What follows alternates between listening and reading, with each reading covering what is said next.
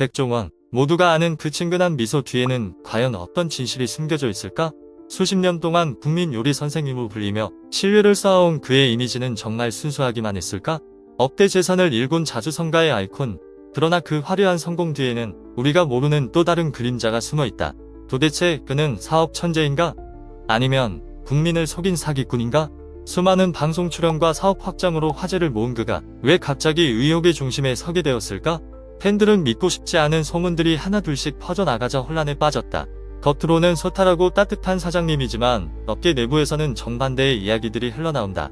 그의 말 한마디에 수십 개 매장의 운명이 뒤바뀐다고 속삭이는 이들도 있다. 지금까지 우리가 알던 백종원은 과연 진짜 백종원일까? 이제 그 충격적 실체가 드러난다. 본격적인 내용에 들어가기 전에 좋아요와 구독, 그리고 알림 설정까지 부탁드립니다. 1966년 9월 4일 백종원은 충청남도 대전시에서 사학재벌 집안의 장손으로 태어났습니다. 어려움과는 거리가 먼 물질적으로 풍족한 환경에서 어린 시절을 보냈습니다. 충남 예산에서 성장하다가 중학교 무렵 상경에 서울로 올라왔고 이후 서울고등학교를 졸업했습니다. 본격적으로 사업이라는 세계에 발을 들인 것은 대입을 마치고 고등학교를 졸업하기 직전이었습니다. 서울특별시 장안평 중고차 시장에서 자동차 중개업자로 일하게 된 것이 시작이었죠. 친구의 형이 중고차 장사를 하고 있었고 처음에는 그 가게 앞에서 호객 행위 아르바이트를 하며 일을 배워 나갔습니다. 그런데 이 호객 일이 너무 단순한 데다 어렵게 손님을 데려와도 안에 있던 딜러들이 설명을 제대로 하지 못했습니다. 손님이 어떤 차를 원하는지 파악도 못한 채 동문서답을 하다 보니 눈앞에서 손님이 떠나는 모습을 지켜볼 수밖에 없었고 그 모습이 너무 답답해 결국 직접 딜러를 하겠다고 나섰다고 합니다. 그렇게 중고차 딜러로 나선 지 불과 40분 만에 첫 차량 판매에 성공했고 며칠이 지나기도 전에 이미 6대를 팔아치웠다고 합니다. 하지만 곧 큰 사건이 터졌습니다. 두 번째로 차를 사갔던 손님이 무사고 차량인 줄 알고 샀다가 나중에서야 그 차가 미터기 조작은 물론 용접이 필요할 정도의 중대사고 이력이 있었다는 사실을 알게 된 것입니다. 결국 그 손님이 다시 찾아와 백종원의 뺨을 그대로 후려쳤다고 합니다. 그는 자신도 그런 사고 이력이 있는 줄 모르고 팔았다고 해명했지만 이미 받은 충격은 상당했습니다. 이 일로 자동차를 제대로 공부해야 한다는 필요성을 절실히 느꼈지만 거기까지 해가면서 이 일을 계속할 의지는 없었습니다. 게다가 혹시 다른 구매자들까지 문제를 제기하며 찾아올까봐 겁이 나 결국 일을 빨리 그만두게 되었다고 합니다. 이후 그는 연세대학교 사회사업학과에 입학했고 대학교 1학년 때 처음으로 자기 명의의 가게를 갖고 본격적인 사업을 시작했습니다. 1학년 시절 압구정동의 한 호프집에서 아르바이트를 했는데 솔직한 이유는 맥주를 마음껏 마실 수 있어서였다고 합니다. 이때부터 백종원은 상권이라는 개념을 어느 정도 이해하기 시작합니다. 주변을 살펴보니 아파트 단지가 있는데도 치킨 가게가 하나도 없다는 점을 발견했고 그래서 여기서는 배달이나 포장 위주로 치킨 장사를 하면 잘 되겠다는 판단을 하게 됩니다. 그는 가게 주인 할머니에게 일을 권했고 치킨을 해보자고 제안했습니다. 하지만 할머니의 반응은 썩 내키지 않는 눈치였습니다. 그러자 그는 직접 해보겠다며 설득에 나섰고 결국 마음대로 해보라는 허락을 받아냅니다. 그렇게 해서 손수 핸드메이드 전단지를 만들기 시작했습니다. 문제는 전단지를 어떻게 돌리느냐였습니다. 당시 아파트 단지의 경비가 매우 삼엄해 무턱대고 전단지를 돌릴 수가 없었습니다. 그래서 그는 경비원들에게 치킨을 돌리며 부탁을 했고 그 대가로 아파트 안에 전단지를 배포할 수 있는 허락을 얻어냈습니다. 전단지를 돌리고 돌아오자마자 전화가 빗발치듯 걸려왔고 이때 처음으로 장사의 맛을 제대로 느꼈다고 합니다. 정작 본인도 이렇게 빠르게 반응이 올 줄은 전혀 예상하지 못했기 때문에 준비가 아직 덜 되어 있어 바로 배달을 시작하지는 못했다고 합니다. 그러나 시간이 조금 지나자 주문이 너무 많아져 결국 치킨 튀기는 기계도 5대까지 늘려야 할 정도로 일이 커졌습니다. 그 무렵 주인 할머니가 병을 얻었고 가게가 잘 되니 좋긴 해도 몸이 너무 힘들다는 이유로 가게를 내놓기로 결정합니다. 그 소식을 들은 백종원은 아쉬움이 컸습니다. 바로 그때 할머니가 먼저 내가 가게를 직접 해보지 않겠느냐고 제안을 합니다. 하지만 통장에는 돈이 넉넉지 않았고 그는 내가 무슨 돈이 있어서 가게를 인수하냐고 난색을 표했습니다. 그러자 할머니는 지금 가진 것만이라도 가져오면 내주겠다. 넌 틀림없이 갚을 수 있을 것 같다고 말하며 가게를 백종원에게 넘기기로 합니다. 그렇게 해서 그는 할머니에게 잔금을 모두 갚을 때까지 차근차근 갚아 나가며 결국 가게를 온전히 자기 것으로 만들었습니다. 그 후 3년 동안 그는 술집 3곳을 동시에 운영했고 어느새 15억 원대 자산가가 되었습니다. 대학교 4학년이 되었을 때 그는 자신이 운영하던 술집들을 모두 정리해 강남의 유명 나이트클럽을 인수할 계획을 세웁니다. 하지만 여기서 가족들이 크게 반발합니다. 그가 물장사를 하고 있다는 사실을 알게 된 가족들이 기겁을 하며 결사 반대를 한 것입니다. 백종원의 할아버지 백창현은 예상경찰서장을 지냈고 학교 법인 예덕학원을 창립한 인물이었습니다. 아버지 백승탁 역시 충청남도 교육청 교육감을 역임했습니다. 이처럼 사학재단을 운영하는 집안의 장손이 지역 조폭들과 뒤섞이고 술 취한 손님들을 상대해야 하는 밤무대에서 물장사를 하겠다고 나섰으니 가족 입장에서는 반대가 거셀 수밖에 없었습니다. 결국 가족들의 강한 압박 속에서 1989년 백종원은 가족에게 쫓기듯 대한민국 육군 학사장교로 군 복무를 지원하게 됩니다. 그리고 전역 1년을 앞두고는 간부식당 운영을 맡게 되었는데 처음에는 된장찌개를 뚝배기에 담아 끓여내오는 것부터 시작했습니다. 이후 식당을 점차 개선해 나가 마침내 식사를 뷔페식으로 바꾸는 성과까지 이뤄냈습니다. 명색이 장교인데다 직접 음식을 맛본 별들의 선택으로 간부식당 관리장교 자리에 올랐던 만큼 사회로 치면 사실상 수석 셰프이자 주방 총괄 역할을 맡아 부하 병력들에게 보조 지시를 내렸을 가능성이 큽니다. 처음에는 새로 부임한 여단장 자체가 워낙 입맛이 까다로운 데다 짠밥 맛이 정작 자기 입으로 먹어봐도 도저히 용납이 안 될 수준이라 간부식당 밥맛 문제로 늘 회의를 하던 중 반쯤 농담 삼아 제가 직접 해보겠습니다라고 말했다가 그 말이 진짜로 현실이 되었다고 합니다. 당시 여단 본부대 취사병들은 다들 사회에서 요리를 하던 경력이 있는 사람들이었고 군기는 이미 흐트러질 대로 흐트러져서 간부들이 밥맛을 지적해도 대놓고 무시하는 일이 다반사였다고 합니다.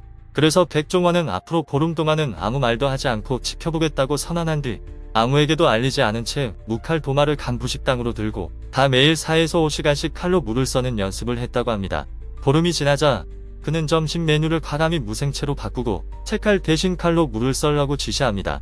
직접 시범을 보이면서 특유의 말솜씨와 연기력으로 취사병들을 단번에 제압했고 그 과정에서 간부식당을 완전히 장악하는 카리스마와 리더십을 보여주었다고 합니다. 그 뒤로도 메뉴가 정해지기만 하면 그 전날 밤부터 그 메뉴에 대해 미친듯이 공부하고 다음 날에는 병사들에게 레시피를 하나하나 외워보라고 시킨 뒤 중간중간 끼어들어 보충 설명을 덧붙이며 마치 모든 걸 다 깨고 있는 사람처럼 행동하는 방식으로 취사병들을 완전히 휘어잡았다고 합니다. 이 과정을 거치며 요리 실력은 눈에 띄게 늘어났고 자연스럽게 식당 운영 방식과 노하우까지 몸에 익히게 되었다고 합니다. 여단장이 음식 맛이 부쩍 좋아졌다고 칭찬하며 더 필요한 건 없냐고 묻자 백종원은 간부식당에서 뚝배기 찌개를 끓일 수 있는 업소용 레인지 2대를 추가로 들여왔고 찌개를 뚝배기에 담아 바로 끓여서 내는 방식으로 바꾸어 이 메뉴를 식당 최고의 인기 메뉴로 만들었다고 합니다. 결국 그 여단장으로부터 1년만 더 하지 않겠나? 라는 연장 복무 제안까지 받았지만 백종원은 진급 자체에 관심이 없었기 때문에 이를 거절하고 연장 없이 그대로 만기 제대했습니다. 제대하자마자 그는 1,400만원의 종잣돈을 모아 논현동에 10평 남짓한 작은 사무실을 얻고 다인이라는 이름의 인테리어 사무실을 차리며 다시 사업에 뛰어들었습니다. 초반에는 인테리어 사업이 그럭저럭 잘 굴러가는 듯했지만 얼마 지나지 않아 일이 급격히 줄어들면서 사무실에서 노는 날이 점점 더 많아졌습니다. 결국 1993년부터는 원조 쌈밥집을 직접 운영하기 시작합니다. 한 방송에서 본인이 밝힌 바에 따르면 우연히 부동산 중개업자와 얘기하다가 말실수를 한 것이 계기가 되어 어느 날 갑자기 원조 쌈밥집을 떠안게 되었다고 합니다. 원조 쌈밥집을 인수한 뒤에는 비용을 아끼겠다고 육절기를 하나 샀는데 고기용이 아니라 햄을 써는 기계를 잘못 구매하는 바람에 그 기계를 활용해 대패 삼겹살을 메뉴에 올리기도 했다고 합니다. 1994년 1월 12일 그는 다인인더스트리얼이라는 법인을 정식으로 설립합니다. IMF 빌턴까지만 해도 사업은 아주 탄탄하게 성장했고 한 해에 매출이 50억 원에 달할 정도로 잘 나갔다고 합니다. 하지만 1997년 외환위기가 터지면서 목조주택 사업과 건축자재 유통회사가 연달아 무너져 내렸습니다. 그 결과 그의 손에 남은 것은 17억 원에 달하는 빚과 원조 쌈밥집 가게 딱 하나뿐이었다고 합니다. 상황을 돌릴 방법이 전혀 보이지 않자 백종원은 결국 홍콩에서 스스로 삶을 마감하기로 결심합니다. 굳이 해외에서 죽으려 했던 이유는 사업 실패 후 주변 사람들에게서 들은 모멸감과 수치심 때문에 한국 땅에서마저 죽고 싶지는 않았기 때문이라고 합니다. 사업이 완전히 망했던 당시 직원 한 명이 찾아와 밀린 월급을 달라고 했던 일이 그에게 엄청난 충격으로 남아 있었다고 합니다. 그는 홍콩으로 오가는 배 위에서 바다로 몸을 던질까도 고민했지만 자신이 수영을 할 줄 아는 사실이 떠오르자 오히려 살아버릴까봐 그 생각을 접었다고 합니다. 홍콩에 도착한 뒤에는 고층 빌딩 위에서 투신하려 했지만 막상 가보니 모든 건물 옥상이 전부 잠겨있어 들어갈 수 없었고 실망한 채 거리를 헤매던 중 빌딩 사이에 매달린 한 오리고기 식당 간판이 눈에 들어왔습니다. 그는 일단 배부터 채우자는 마음으로 그 식당에 들어가 식사를 했다고 합니다. 그리고 바로 그 자리에서 머릿속에 여러가지 새로운 사업 아이템들이 떠올랐고 그 순간 마음을 받고 결국 귀국하기로 결심했다고 합니다. 한국으로 돌아온 뒤 백종원은 17억 원의 채권자들을 찾아가 기회를 한 번만 더 준다면 식당을 운영해서 모든 빚을 갚겠다고 약속했고 채권자들은 그의 말을 믿고 기회를 주기로 했습니다. 이후 그는 망해가던 원조 쌈밥집 운영에 온 힘을 쏟았습니다. 그 결과 이듬해인 1998년에는 한신푸차를 시작으로 프랜차이즈 사업에 본격적으로 뛰어듭니다. 이 흐름을 타고 2002년에는 본가, 2004년에는 해물독찜, 2005년에는 새마을식당, 2006년에는 원조벅스, 홍콩 반점 등 수많은 브랜드를 잇따라 내놓으며 프랜차이즈 제국을 구축해 갔습니다. 그러던 중 2013년 그는 15세 연하배우 소유진과 결혼하며 엄청난 화제를 불러 모았습니다. 결혼 후 얼마 지나지 않아 SBS 힐링캠프의 밥재벌이라는 홍보 문구와 함께 소유진과 동반 출연하면서 대중적인 인지도도 본격적으로 폭발하기 시작했습니다. 2014년 11월에는 무한도전전의 전쟁2에서 정준하가 요식업을 선택했을 때 자문으로 등장했고 2015년 마이 리틀 텔레비전에 출연해 기미 캐릭터와의 이른바 미친 케미와 친근한 아저씨 이미지를 동시에 보여주며 인지도가 급상승, 이때를 기점으로 본격적인 방송 활동을 시작하게 됩니다. 이후 그는 방송인으로서도 활발히 움직이며 대부분 요식업과 관련된 예능 프로그램에 꾸준히 얼굴을 비쳤습니다. 출연하는 프로그램마다 높은 화제성과 영향력을 끌어내며 방송계의 블루칩으로 급부상했을 뿐만 아니라 그가 전면에 나설수록 자신이 대표로 있는 더본코리아의 기업 가치와 주가 역시 함께 뛰어올랐습니다. 방송 활동을 통해 쌓인 폭발적인 인지도는 훗날 더본코리아가 상장하는 데에도 분명히 긍정적인 영향을 미쳤다는 평가가 지배적입니다. 일명 한국판 고든 램지라는 말까지 들었고 2020년대 초중반 기준으로만 보면 한국 방송계에서 가장 뜨거운 인기를 누린 기업가 가운데 한 사람이라고 해도 지나친 표현이 아닙니다. 전성기 때는 지상파 방송사의 연예대상 후보로까지 거론됐을 정도였습니다. 하지만 그 눈부신 전성기는 오래가지 못했습니다. 방송 속에서는 늘 친근하게 웃던 백종원과 카메라가 꺼진 뒤 백종원은 전혀 다른 사람이라는 이야기가 나오기 시작했습니다. 직원들에게 퍼부은 폭언과 욕설, 갑질, 그리고 폭력적인 언행까지 각종 의혹이 하나둘 새어나오면서 국민 요리 선생님으로 불리던 그의 이미지는 순식간에 무너져 내렸습니다. 과연 우리가 알고 있던 백종원은 누구였을까요? 2025년 4월 21일 유튜브 채널 스튜디오 오제나에는 백종원은 회생할 수 있을까? 백종원과 미디어가 서로를 이용하는 법이라는 제목의 영상이 올라왔습니다. MBC 교양국 출신으로 스튜디오 오제나를 운영하는 김재환 PD는 백종원이 2015년 MBC의 마이 리틀 텔레비전을 통해 주목받은 이후 매출이 510억 원까지 치솟았고 이때를 기점으로 방송을 발판 삼은 더본코리아의 성장세가 시작됐다고 말했습니다. 그러면서 그 이후부터 백종원이 방송국 제작진에게 자신이 직접 지목한 작가팀과 촬영팀을 넣어달라며 무리한 요구를 하기 시작했다고 주장했습니다. 김 PD는 이렇게 설명했습니다. 백 대표가 데려온 촬영팀이 현장에서 백 대표 눈치만 보게 되면 권력의 무게추는 단번에 백 대표 쪽으로 기온다. 백 대표가 데려온 작가와 함께 회의를 하면 PD가 출연자에 대해 냉정하고 객관적인 이야기를 과연 할 수 있겠나? 못한다. 회의에서 나온 이야기가 죄다 백 대표 귀로 들어가기 때문이다. 여기서 그치지 않고 백종원 마음에 들지 않는 사람은 방송에서 하차했다. 갑자기 출연을 못하게 된 출연자에게는 CP나 PD가 직접 찾아가서 사과해야 했다고도 전했습니다. 이어 방송가 안에서는 백 대표를 향한 불만이 조금씩 쌓여갔지만 결국 다 묻혀버렸다며 백종원이 상식 밖의 영향력을 행사해왔다고 꼬집었습니다. 김 PD는 또 이렇게 말했습니다. 제작진이 백 대표는 방송사 사장이랑 형 동생 하는 사이다. 영향력이 막강하다는 걸 알게 되는 순간 모든 흐름은 백 대표가 원하는 방향대로 흘러간다. 담당 PD 입장에서는 백 대표의 무리한 요구에 진짜 미쳐버리는 거다. 그게 백 대표 스타일이다.